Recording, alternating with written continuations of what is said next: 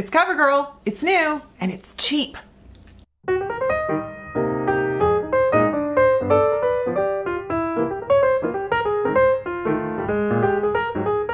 Hey everyone, welcome to my channel. It's Rebecca. Today I am going to do an application and wear test of the reformulated, repackaged CoverGirl Clean Invisible Foundation. This is their OG, but it used to come in a glass bottle, it used to have a fragrance, and it used to have talc. So I love that they're working to innovate and change and make progress. The one thing I'm just happy about, fragrance free. I don't care about the rest. I also love that I found this on Amazon for around $6, but right now this is flying under the radar, so yeah. But I have shade 120, creamy neutral. I'm gonna try it. CoverGirl foundations and me get along great. The only thing is sometimes they're a little too pink. So we're going to do our best in seeing how this works, and I'm gonna put it on for you like I would going about my day, and then I'm going to put on a full face of makeup, and then I'll come back sometime around dinner and show you what it looks like on my face. How about that? So it's fragrance free. It has a liquid consistency. I'm gonna guess kind of a medium coverage. This is classic OG CoverGirl, like I said, comes in that glass bottle. I think there's both has the brown lid and the oil-free version with a blue lid. Okay, I'm doing my BK Beauty 101, and I'm going to just do this because this is kind of my, it's nothing, I don't want to say fancy, but you know, like I could use a puff, I could do something else, but okay, so it's fragrance free, but I'm detecting a scent. And then I'm like, is that my brush? Hang on. I think it might have been my brush. I think this is a really good shade match.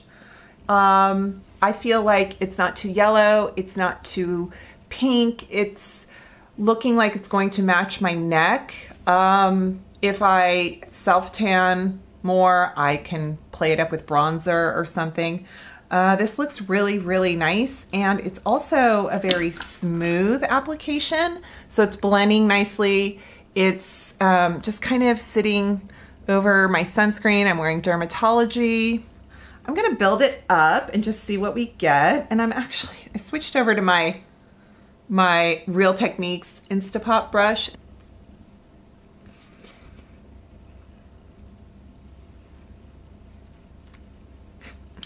Well, I like this. I really, really, really like this foundation. It feels great. It looks great. It's not like super hydrating. Like it doesn't feel like it's oozing the squalane and the hyaluronic acid. Like it feels just comfortable on my skin. I don't know how close I'm getting for focus and definition, but hey, here it is. So, and I figured I'm gonna go with as many CoverGirl products as I possibly can. So I picked out my Simply Ageless. She's simply the best. And this concealer, to address another comment, someone was like, oh my God, that's so much concealer. It is if this was a different formula. So with this formula, it's very thin, and this ceramic applicator is not a doe foot, and it just looks so much better when you apply it the way I think it's intended.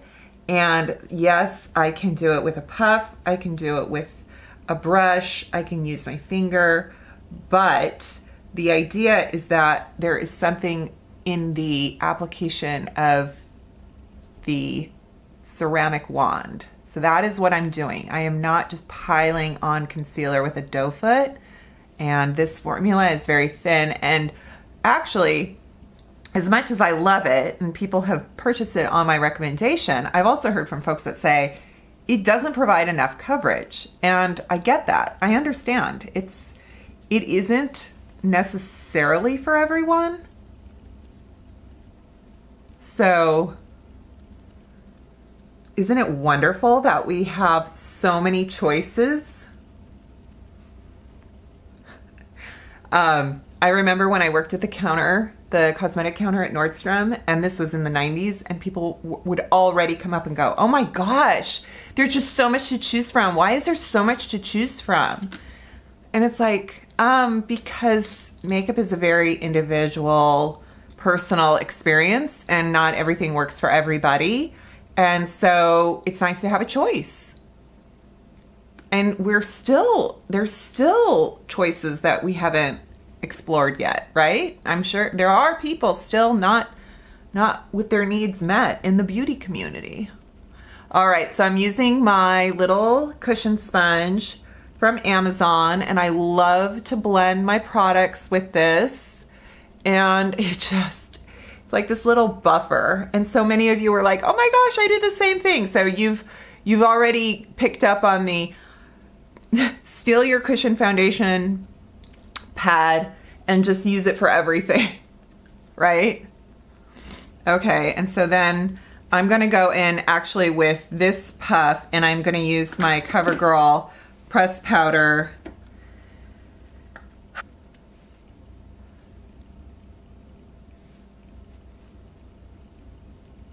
I really like to just get powder in the corner.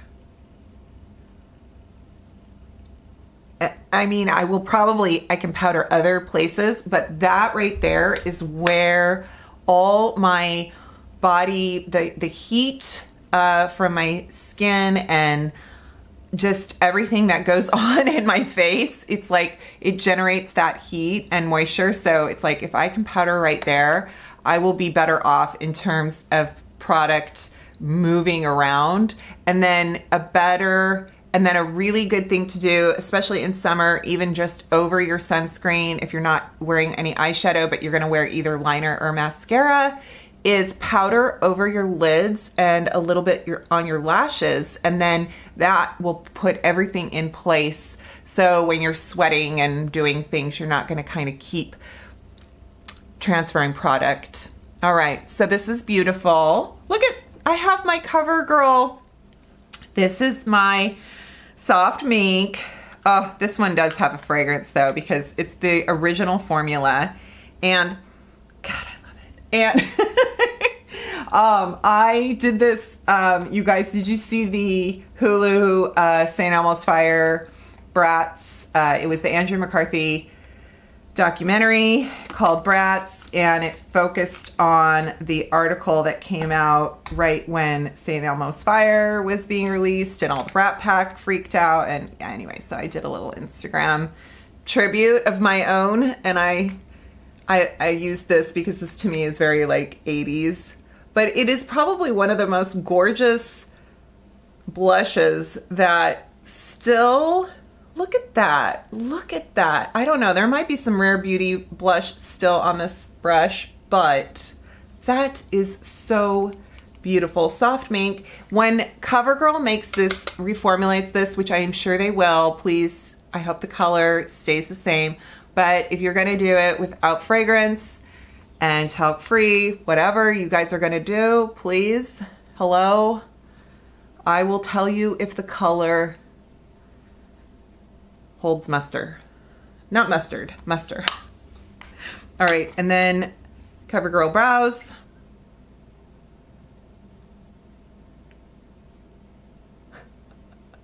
That sounded very strange. Enhancement. It's okay, Rebecca.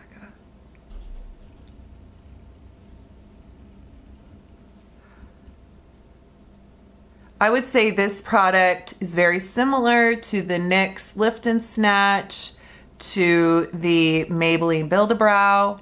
It's got that ink tip where the product does not have a ton of pigment on purpose, so that you can just go in and flick little hairs and just add.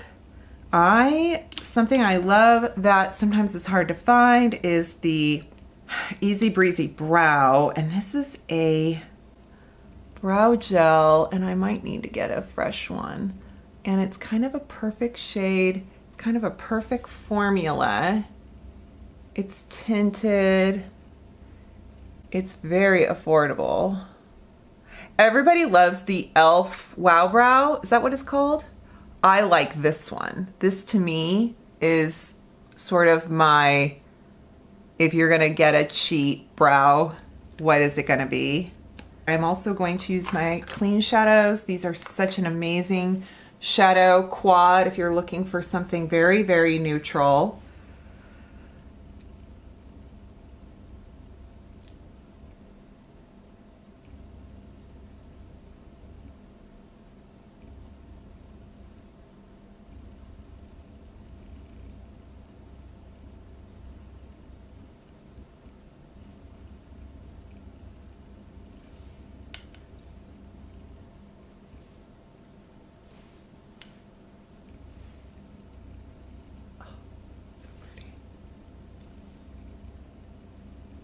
I'm gonna finish the rest of my makeup off camera, and I will come back and I will show you my face. How about that?